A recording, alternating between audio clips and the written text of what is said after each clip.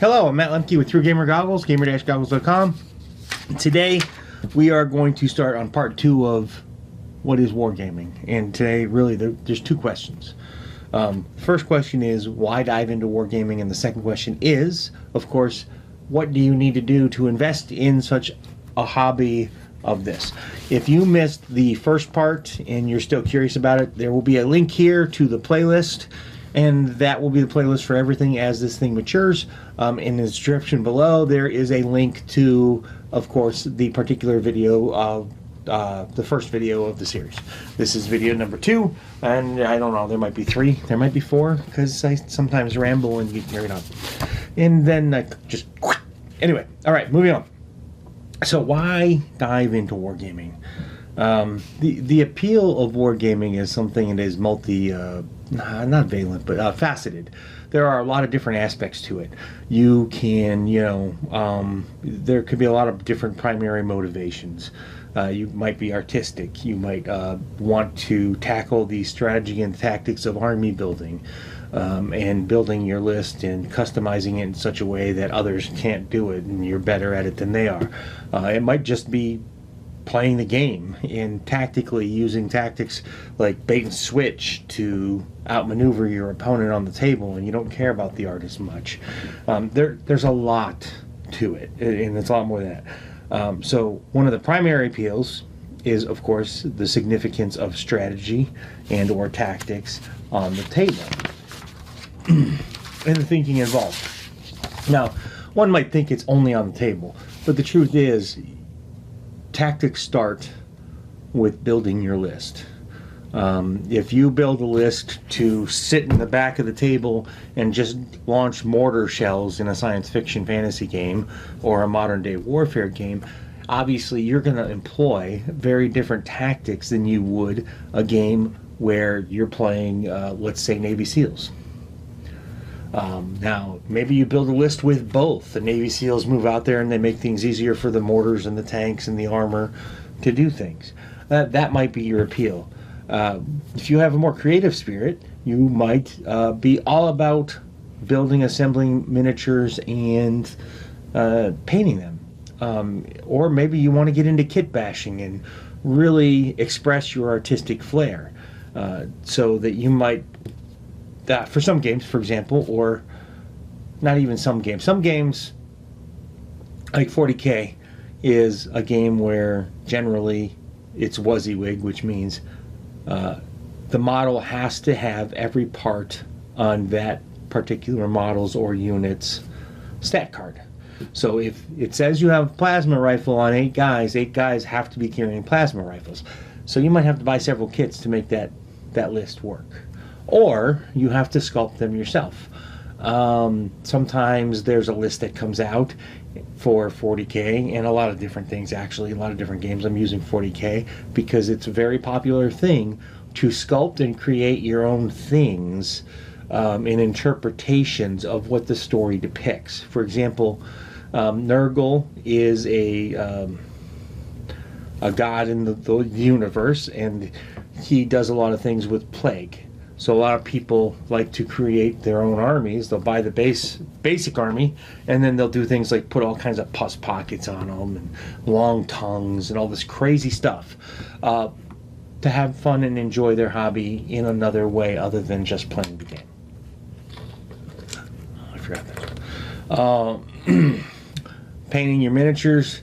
For some, there is the idea of, I need to paint this chapter or this company perfectly. For others, there's a lot of room for artistic expression, and they just want to have their own interpretation of colors and things. For example, in Star Wars Legion, which is what I currently probably play the most, I have a friend who plays the Separatist Alliance, and his B1s are not all brown. They're red, they're orange, they're green.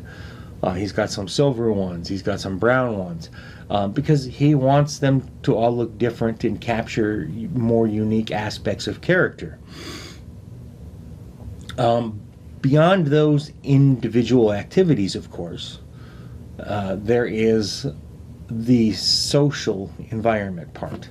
And wargaming is one of those great things that is a very social thing, because the game usually, well, for a lot of games, it's a 3 or a 4 hour session.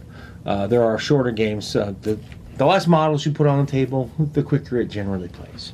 That's a very good rule of thumb. But I mean, wargaming probably started in the UK. I'd have to go back and do a little bit of history to find out where the gentleman was from that technically created the first war game. Actually, I think he lived in the United States, but it really took off in the UK. And I'm told, I don't know how accurate this is, I'm told that just about on every street corner, there's a wargaming club of some sort. You go in and you play a game, miniature game. So it is a very social thing. Some games are very much beer and pretzels. Some games are a lot more intense depending on your crowd. They can be very competitive, and that's why building your lists can be so important and so creative. And then there are those that might have an interest in history and have an idea and understanding, for example, of like the Battle of Waterloo. There are miniature games that reenact the Battle of Waterloo on the table. Certain things, you know, sway and pitch and things of that nature are involved in this. So you might want to get involved to learn about past conflicts and how these books portray the battle and how they do that. If you're interested in that, I think Osprey Games or Osprey Publishing is probably one of your best bets for that. And finally, war games can have a very strong narrative element.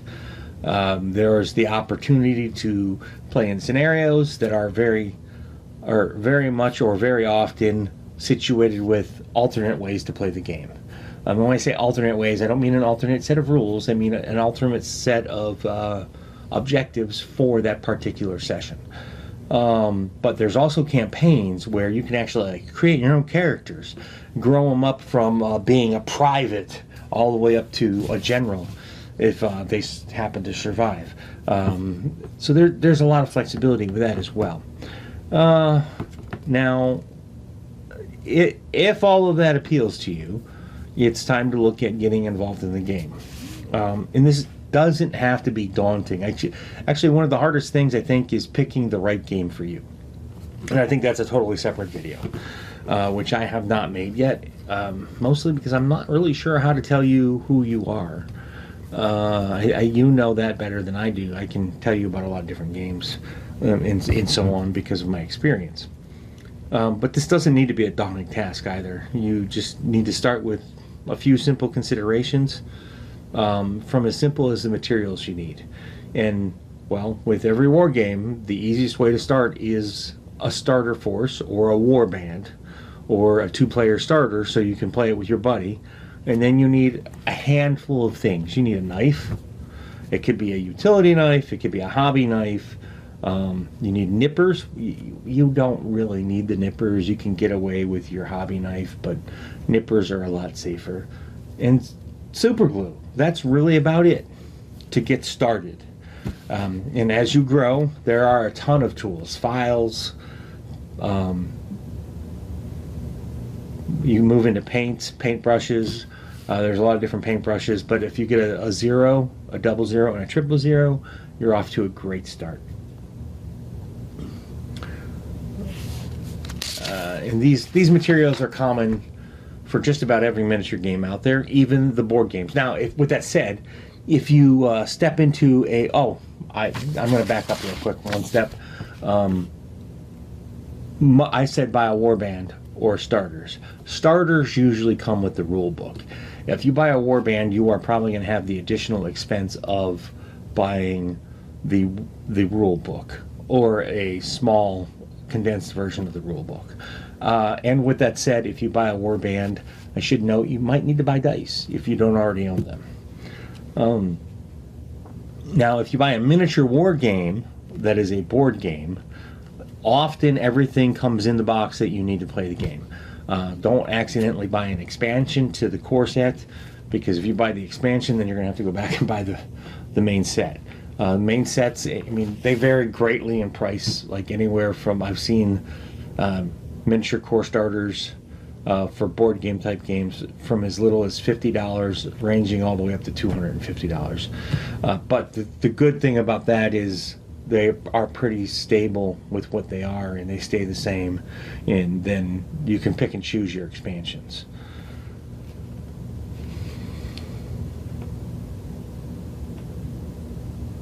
And I mean, there could be hex grids and counters and all that stuff. So if you don't buy them in the right order, you could be shooting yourself in the foot. Now, the initial investment for you is grossly going to depend upon what game you're playing. Some games are very inexpensive to get into. Other games are quite a bit costly. The range, I'm going to break it down per model. So the range of a game varies off of the number of models you need to play, basically. And the number of models can, or an individual model, I should say, can be as little as $1 to as much as, and I'm talking for units, characters are a different story, and we'll come to that, as much as $5 to $7 a model. So 5 models can run you easily $35 in a box or more. Characters, depending on whether or not it's an old game, a new game,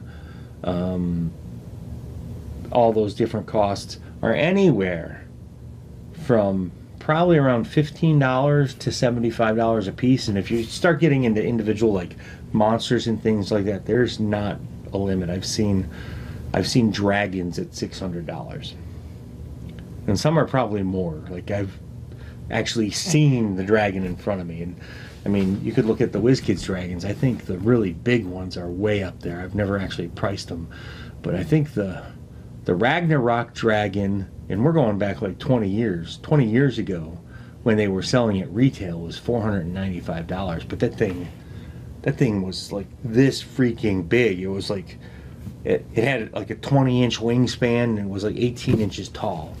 And you did have to assemble it. It was pretty big. Now, if you want to save money, I think the best way to do it is to either borrow the game, see if your game store has the game that you think you're interested in, and see if they're running demos. If they're running demos, all the supplies are played for the demo. The other way to save money is you can, just split the game costs with your buddies, and then, well, you can do what I do. If you don't like it, try and trade it back in. With that said, your local game store is your best bet to get into the hobby. There's tons of YouTube channels out there on just about any game that you might be interested in play. Do your homework. Right now, I can tell you, your bang for your buck, Middle-earth strategy battle games, if you want to play a fantasy skirmish game, is pound for pound the most inexpensive game to get into by price per model. If you are looking at a science fiction game, I think One Page Rules is probably pound for pound the most inexpensive game to get into. And we're not even going to talk about 3D printing, because that totally changes everything and throws everything off the guard. So with that said, you might be interested in wargaming if you want to be artistically creative, you enjoy tactics and strategy, you wish to learn about history, and then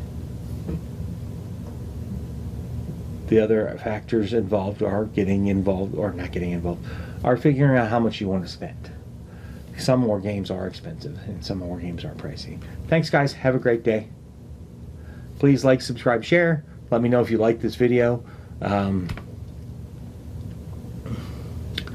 Let me know which version of individual you are, tactical, creative, or artistic.